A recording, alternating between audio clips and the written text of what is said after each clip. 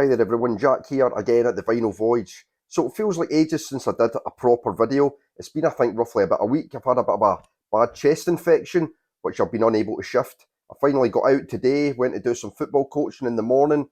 As a result, I've got burnt in Scotland's only like sunny day of the year. Now I'm looking like fucking Rudolph the Red-Nosed fucking reindeer with a big red nose. But hopefully that won't distract you too much from the video and I'll manage to make it through without coughing and spluttering. So this video is all about Lloyd Boon. It's a contest for Lloyd Boon's channel, Lloyd Boon World of Music. And a bit of a sad backstory here. Lloyd's been part of the vinyl community for a while and unfortunately built up a load of videos, a load of subs, and unfortunately his account was hacked along with a number of other accounts, and he lost his YouTube channel, which I can only imagine is a massive big boot in the balls, because you put lots of time and passion into something, and for something like that to happen is not good at all. So let's get Lloyd back up, get his sub count up, and get over there and subscribe to him. That's the first part of the contest. I was already subscribed to Lloyd's channel. I like the ranked videos he's did. I've watched a number of those. I liked his birds one, and I watched recently Small Faces ranked video, which was really cool as well. I'm a massive Small Faces fan as well. So yeah, he's got a great channel, loads and loads of great content, and definitely worth your time to go over and sub to him. So what's Lloyd's contest all about? Well, it's all about getting to know people better. It's all about getting to know the personality behind the people in the VC who hold up records and talk about music. So getting to know a little bit about your personal life or your personality and that kind of thing. So without further ado, first question then was to show two records that don't get talked about so much in the VC and you would like people to know more about. So the first record I'm going to talk about is by the band The Pixies.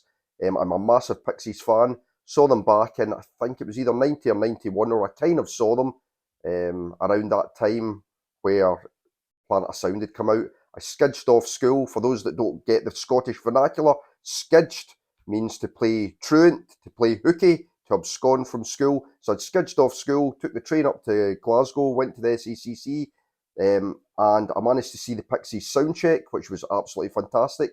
And then I stalked Kim Deal for about an hour while she was on a telephone, and I waited patiently for her to finish her telephone call, and I got her to sign my Planet of Sound single, which was great as well. But then when the gig started, we got 3 songs in, the most ferocious opening to any live gig I've ever been to. It was amazing, but unfortunately everybody surged to the front, I think during Wave of Mutilation, and the barrier collapsed. I think someone or a few people got crushed, and the gig had to be cancelled, which was a real shame because they were on absolute fire.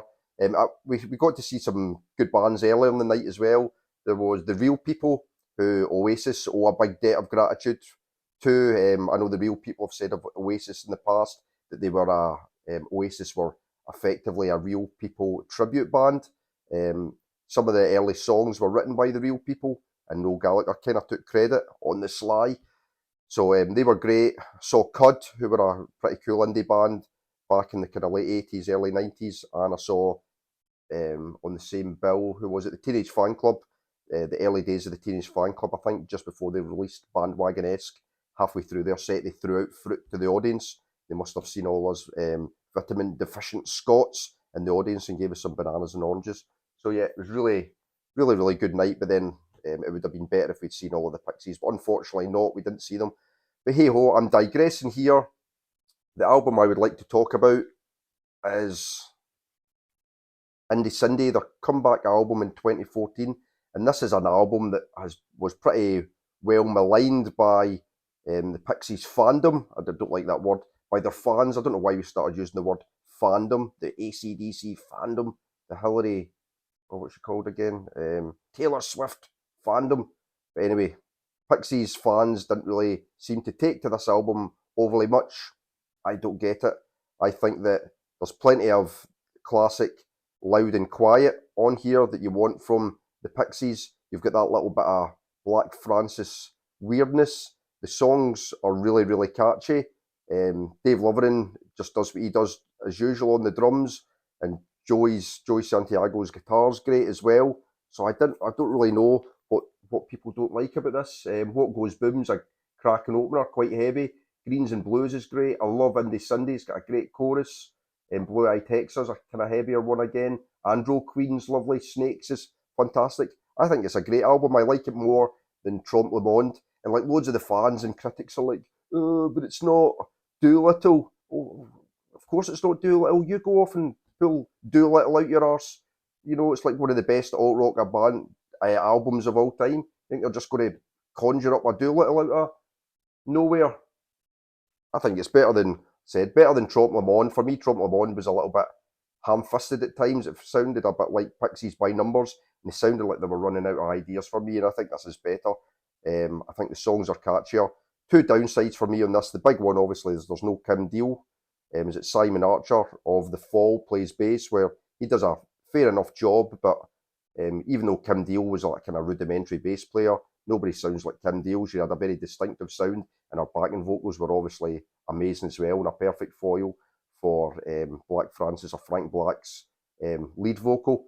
So Kim Deal's a miss, and I think the thing that killed this was the way it was marketed was really poor. It was like, you know, I think since 1990 we'd been waiting for a Pixies album. We get this in 2014, and they released EP1, where I think Blue Eyed Hex on a couple of songs on it, and then EP2, and then EP3, and everyone's shouting, "Oh, when's the Pixies album going to come out?"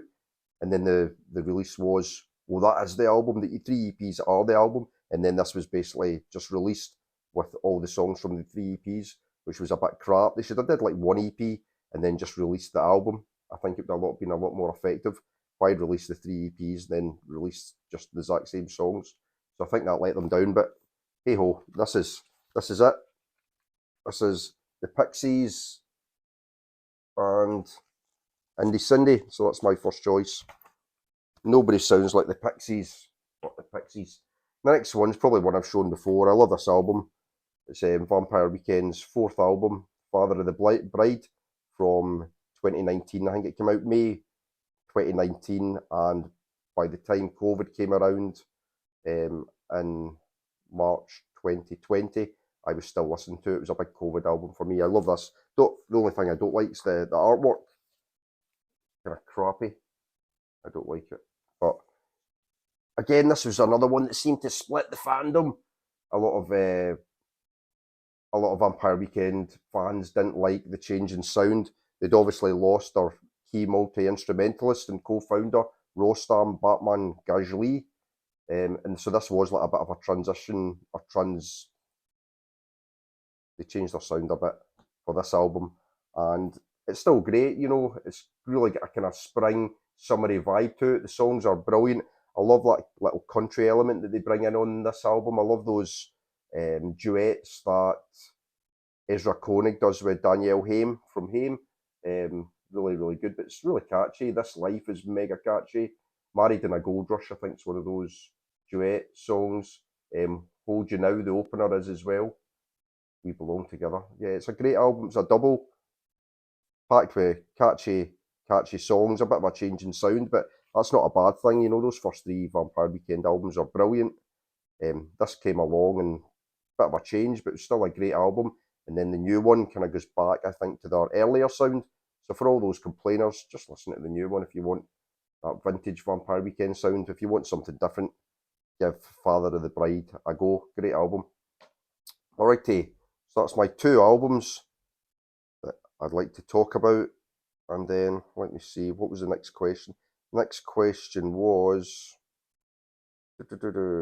next, what do you do for a living?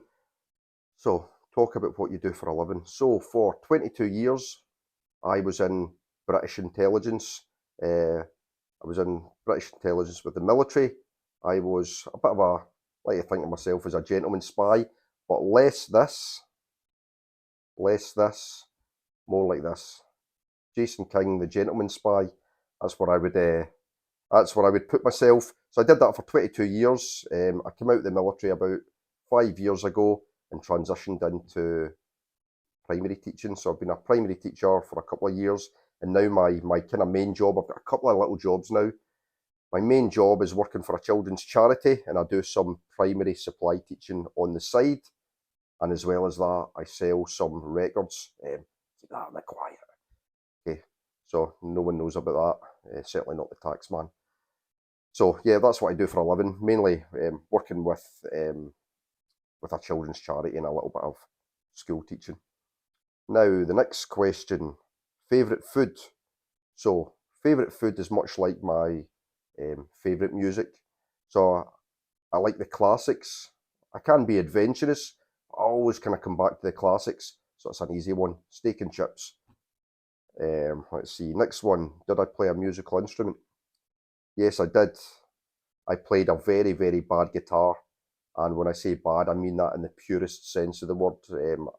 Poor lead guitar, bad lead guitar, bad rhythm guitar. Trying to keep rhythm was difficult for me, but I played well enough to play in a band. I played in a band through high school, and just as I came out of high school, called Full Fathom 5. I think this is an old kind of gig advert from a local newspaper up here. But yeah, Full Fathom 5 were a high school band, myself and a load of my buddies.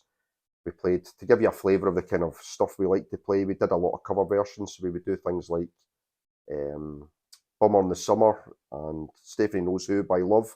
We did loads of Doors songs. We did Hello, I Love You, Light My Fire. I think the best one we did was Backdoor Man. Did a good version of that.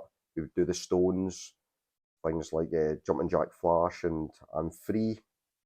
A bit of Neil Young, Come On Baby Let's Go Downtown, and Look Out Joe from Tonight's the Night. So okay, we did kind of lots of different stuff really, and a few of our own psychedelic adolescent offerings.